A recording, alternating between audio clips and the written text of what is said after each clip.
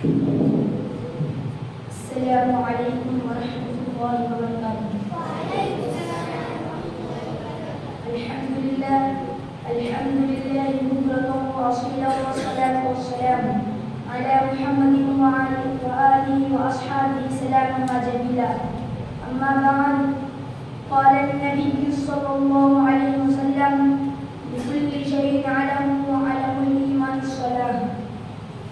सदर मोहतरम और मेरे हकम साहिबान और मेरे असातिज़ा-ए-किराम और मेरे अज़ीज़ साथियों, इस हक़ीर सरापा तफसीर ने आपके सामने एक मुख्तसर सी हदीस पढ़ी है, जिसका तर्जुमा ये है।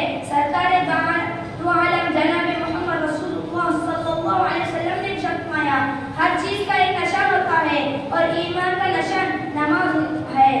हज़रात, दुनिया में भांत भांत के लोग और किस्म किस्म की पार्टियां, कोई अरबी है तो कोई ईरानी है, कोई फ्रांसीसी है तो कोई जापानी है, कोई चीनी है तो कोई हिंदुस्तानी है, कोई अफगानी है तो कोई पाकिस्तानी है।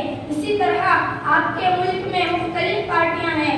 किसी पार्टी का नाम कांग्रेस है तो किसी का नाम कम्युनिस्ट, किसी का नाम जमसी है तो किसी का नाम सोशलिस्ट। बावजूद के इन तमाम पार्टियों और कौमों में आप ऐसे खाते पीते इंसान शामिल है। इनकी अलग अलग निशानियां हैं।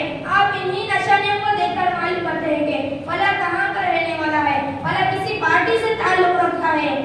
ये तो गुफ्तगू हुई इन चीजों के बारे में जो हमारी निगाहों से गुजरती है, मगर कुछ चीजें ऐसी है जो हमारी आंखों से दिखाई नहीं देती है। मगर इनके कुछ निशानात होते हैं जिनसे इनके वजूद का पता चलता है,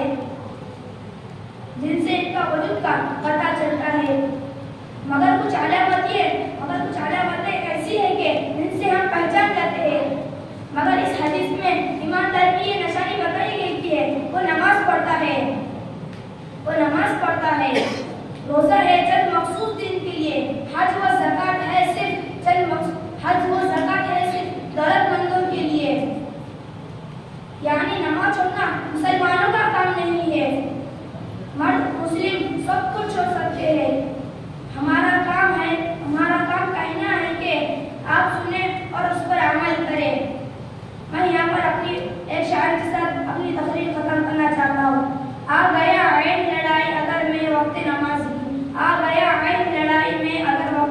की, कबले रूह में कौमे हुआ। मैं यहाँ पर अपनी बात खत्म